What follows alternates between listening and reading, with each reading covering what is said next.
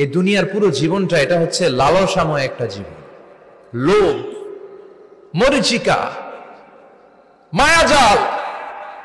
এই মায়াজালে আমরা আটকে আছি, ফলে মৃত্যুর কথা আমরা ভুলে গিয়েছি। পাগলের মতো ছুটছি, আরো টাকা লাগবে, আরো খ্যাতি লাগবে, আরো যশ লাগবে, আরো দাপট লাগবে। আমার এত টাকা দিয়ে কি হবে, এত সম্পদ দিয়ে কি হবে, এত ব্যস্ততা দিয়ে কি হবে তোমার? স্টপ, থামুন, অনেক হয়েছে, আন্না থামুন। Take a rest, take a breath and think about death.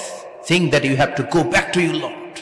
একটু বসেন না, একটু ভাবেন যে আমাকে চলে যেতে হবে, চলে যেতে হবে। এই কোলাহল, এই ব্যস্ততা, এগুলো থাকবে, থাকবো না আমি। সাইয়েদনা ওমর ফারুক বলেছেন, মুতু ক্বাবলা আন তামুতু, মরার আগে একবার মরো। হাসিবু ক্বাবলা আন তুহাসাবু আলাইকুম, তোমার হিসাব নেওয়ার আগে তুমি একবার নিজের হিসাবটা করো না। কাগজ বের করে একটু লিখো না কি কি ভালো কাজ করছিলা, যেগুলো দিয়ে নাজাতের ওসিলা হতে পারে, 1 2 3, আর কি কি আকাম কুকাম করছো দেখো না, লিখে দেখো তোমার অবস্থাটা কি। মরার আগে একবার মরো। মরার আগে খাটের মধ্যে শুয়ে শটান করে চোখ বন্ধ করে একবার মরার ভান করে দেখেন কেমন লাগে। চোখটা বন্ধ করেন আর ভাবেন আপনি নাই, কি কি হতে পারে ভাবেন।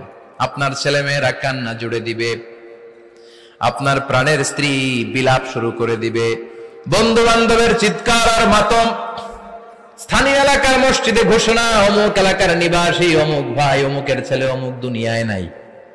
সব আত্মীয়রা চলে আসবে, ফেসবুকে স্ট্যাটাস দেয়া হবে, সবাই সবাইকে জানাবে বিকাল 4টায় অমুক হাই স্কুল ময়দানে আপনার জানাজা। ছুটে আসবে, সবাই ছুটে আসবে আপনাকে শেষ বিদায় দিতে, গুড বাই জানানোর জন্য, আল ওয়াদা, বিদায় জানাতে আসবে সবাই।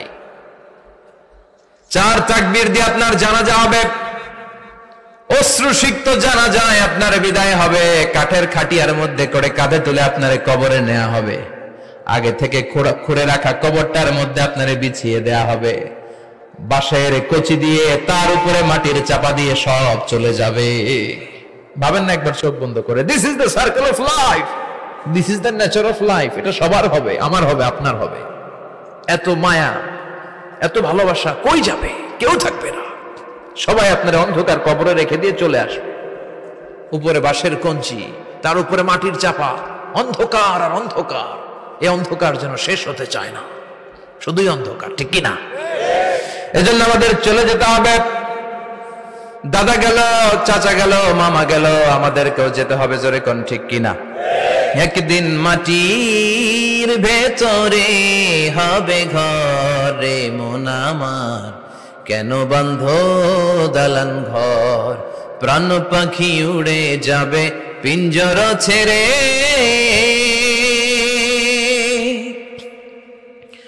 ধরা ধামে সবই রবে, তুমি যাবে চলে, বন্ধু বান্ধব যত, মাতা পিতা যারা সুত, সবই হবে তোমার পরে।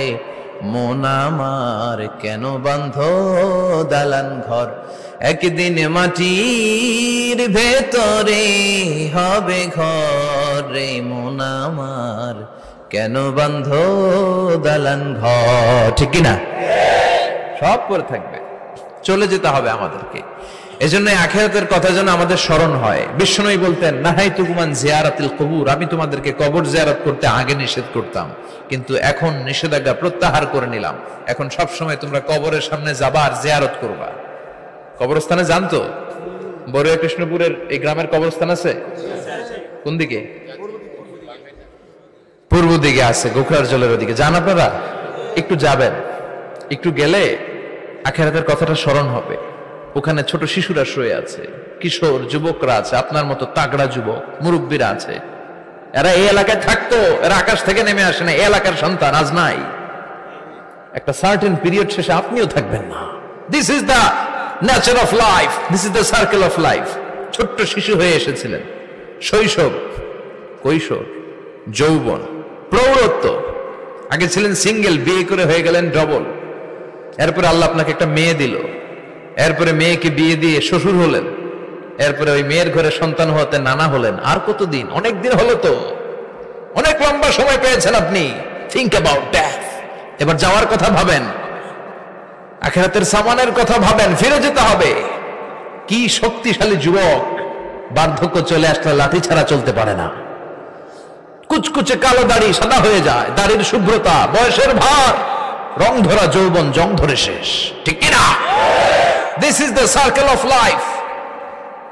যুবক ভাইরা, এটাই জীবন, চলে যেতে হবে, কেউ থাকতে পারবে না, ঠিক কিনা? এটা রিমাইন্ডার আল্লাহ এই সূরার ভেতরে দিয়েছেন যে তোমাদেরকে ফিরে যেতে হবে, এই লোভ লালসা ছেড়ে দাও। রব্বুল আলামিন বলেন, আলহাকুমুত তাকাসুর হাত্তা যুরতুমুল মাকাবির। ও গোলাম, দুনিয়ার সম্পদ, লোভ লালসা তোদেরকে পাগল বানিয়ে দিয়েছে।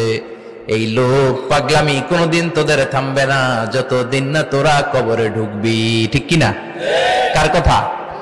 আল্লাহ বললেন, দুনিয়ার সম্পদ আর লোভ আর মোহে তোমরা গাফেল হয়ে গিয়েছো। আখিরাতের কথা বেমালুম তোমরা ভুলে গিয়েছো, কিন্তু আখিরাতে তোমাদের যেতেই হবে, কবরের বাড়িতে তোমাদের ঢুকতেই হবে, ঠিক কিনা? যেতেই হবে, আমরা ভুলে যাই। আলহাকুমুত তাকাসুর, অতিরিক্ত পাওয়ার লোভ, বেশি বেশি খাওয়ার লোভ, বেশি বেশি জমানোর লোভ মানুষকে গাফেল বানিয়ে দিয়েছে। এটা মানুষের স্বভাব, আরো চাই আরো চাই, এই স্বভাবটা আছে না নাই? দেখবেন ছোট বাচ্চারা মসজিদের দোয়া অনুষ্ঠান শেষে জিলাপি দেয় না? বড়ে কৃষ্ণপুর কি দেয়? আগে বাতাসা দিত না, এখন কি দেয়?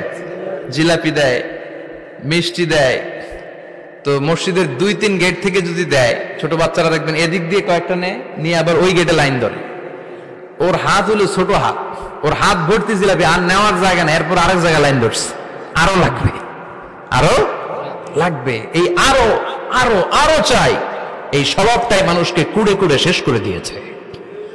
এত লাগবে কেন তোমার? চাহিদার কোনো শেষ নাই, unlimited demand of human being. যার আছে বেশি তার চাই বেশি, যার সাইকেল আছে তার হুন্ডা চাই, হুন্ডা আছে তো প্রাইভেট কার চাই, প্রাইভেট কার আছে তো প্লেন চাই, প্লেন আছে তো হেলিকপ্টার চাই, হেলিকপ্টার আছে তো ওইটা চাই, ওইটা আছে তো সেটা চাই, ঠিক কিনা? এলাকার মেম্বার যে হয়েছে চেয়ারম্যান হতে চায়, আছে না নাই? চেয়ারম্যান সাহেব এমপি হতে চায়, আছে না নাই? এমপি সাহেব মন্ত্রী হতে চায়, আছে না নাই? মন্ত্রী সাহেব প্রধানমন্ত্রী হতে চায়, আছে না নাই? কিন্তু এই দেশে সুযোগ নাই, কথা কন। এই দেশে প্রধানমন্ত্রী সিলেক্টেড, 2-3 জনের বাইরে কেউ প্রধানমন্ত্রী হতে পারবি না, ঠিক কিনা? আমার এই জীবনে তো আমি 2-3 জনই দেখলাম। বেগম খালেদা জিয়া, মাননীয় প্রধানমন্ত্রী শেখ হাসিনার ছোট্টবেলা দেখেছি এরশাদকে, আমরা তখন ছোট। তো মানুষের চাহিদার কোনো শেষ নাই, যার আছে বেশি তার চাই বেশি। এজন্য বিষ্ণু বলেছেন, উনজুরু ইলা মান হুয়া আসফালা মিন, তোমার চেয়ে যে খারাপ আছে ওর দিকে তাকাও। ওয়ালা তানজুর মান হুয়া আ'লা মিন, তোমার চেয়ে যে ভালো আছে ওর দিকে তাকাও না, তোমার চেয়ে যে খারাপ অবস্থানে আছে ওর দিকে তাকাও। অনেকে নিজের অবস্থান নিয়ে সুখী না, এরকম আছে না নাই? আল্লাহ আমার এটা দিল না রে, ওইটা দিল না রে, পাইলাম না রে, কিচ্ছু হয় না, কি করব জীবন, হতাশ। আসলে আছে কিন্তু অনেক, কিন্তু শুকরিয়া নাই, ডাকাত, ঠিক কিনা? নিজের অবস্থান নিয়ে সুখী না, কিন্তু অনেক লোক আছে তারা আপনার অবস্থানে পৌঁছতে চায়। তাদের দিকে তাকিয়ে দেখেন, আপনি যে অবস্থানে আছেন এই অবস্থানে পৌঁছাটা অনেকের কাছে স্বপ্ন। তারা প্রতিনিয়ত সংগ্রাম আর স্ট্রাগল করে যাচ্ছে আপনার অবস্থানে পৌঁছতে, আর আপনি এটা নিয়ে সন্তুষ্ট না। শেখ সাদির নাম শুনেছেন? বালাগাল উলা কাশাফাদ দুজা, এই কবিতাটার রচয়িতা, ইরানের বিখ্যাত এক কবি। উনি একবার আর্থিক সমস্যার মধ্যে দিয়ে সময় কাটাচ্ছেন, টাকা নাই, পয়সা নাই, পায়ে দেওয়ার মতো জুতা নাই। উনি খুব দুঃখ পেলেন, হায় রে, আমি ইরানের এত বড় কবি, আমার পায়ে দেওয়ার মতো জুতা নাই। দুঃখ ভরা মন নিয়ে রাস্তায় হাঁটতে বেরোলেন। হাঁটতে হাঁটতে হঠাৎ দেখলেন একটা লোক শুয়ে শুয়ে কাঁদছে, ওই লোকটার 2টা পাই নাই, পাই নাই। উনি সেজদায় পড়ে গেলেন, আল্লাহর কাছে ক্ষমা চাইলেন, আল্লাহ অনেক দিয়েছো, শুকর আলহামদুলিল্লাহ। এজন্য যেই পরিস্থিতিতেই থাকি না কেন আমরা কি পড়ব? জোরে বলেন, কি পড়ব? এজন্য কানাতু মিনাল ইসলাম, অল্পে তুষ্ট থাকার নাম হলো ইসলাম। সম্পদ লাগবে কিন্তু সম্পদের পাহাড় লাগবে না, ঠিক কি না? অল্প খান, অল্প পড়েন, অল্প জামান, অল্পের ভেতরে বরকত ঢুকায়া দিছে কে? দেখবেন যাদের সম্পদ অল্প তারা সুখী বেশি। জরিপে এটা দেখা গিয়েছে, অনেক সার্ভেতে এটা এসেছে, যারা সম্পদশালী এরা দুঃখী বেশি। এদের দুঃখ বেশি, টেনশন বেশি, খুব স্বাভাবিক। টাকা যার বেশি, রোগ তার বেশি। টাকা যার বেশি, টেনশন তার বেশি। টাকা যার বেশি, ঘরে শান্তি তার কম। আছে না নাই? ঘরের ভিতরে অশান্তি, ছেলে কথা শোনে না, ছেলে টানে গাঞ্জা, মেয়ে করে পরকিয়া। আছে না নাই? স্ত্রী কথা শোনে না, ভালোবাসা নাই, ঘরটা জাহান্নামের টুকরা। রোগ বালাই, এক একটা হসপিটাল বিল পরিশোধ করতে মাসে 5 লাখ 10 লাখ। আছে না নাই? কিছু খেতে পারে না, ডাক্তার একেবারে ডায়েট মেনু বেঁধে দিয়েছে। Diet, very diet menu. এটা এটা এটা এটা কিছুই খাবেন না, শুধু গরু খাবেন না, খাসি খাবেন না, চিংড়ি খাবেন না, খালি ঘাস খাবেন। ইচ্ছে মতো ঘাস খাবেন, মানে ঘাস জাতীয় যত আইটেম আছে সব খাবেন। শাক খাবেন, সবজি খাবেন, সালাদ খাবেন। গরু, চিংড়ি, মুরগি, গোশত, ইলিশ কিছু খেতে পারে না।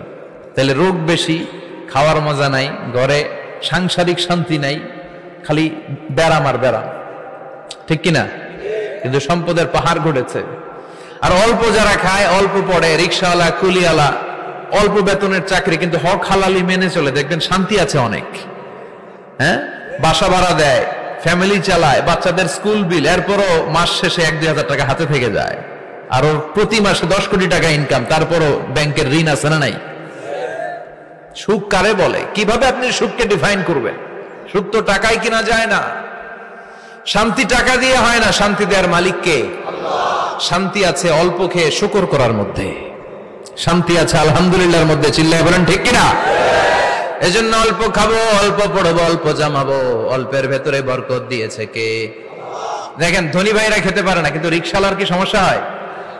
রিক্সাওয়ালারা সব খেতে পারে। কুলিওয়ালা, দিন মজুর, এরা একেবারে স্লিম, সুঠাম দেহি, মেদহীন পেট, পেটে কোনো মেদ নাই, ভুড়ি নাই। আর কোটিপতিদের মেদ আছে না নাই? এত বড় বড় পেট। ঠিক কিনা? আমাদেরও পেট আছে, তবে হালাল পেট। এটা হারাম টাকা দিয়ে এই ভুড়ি বানাই নাই আমরা। ছেলে বলেন ঠিক কিনা?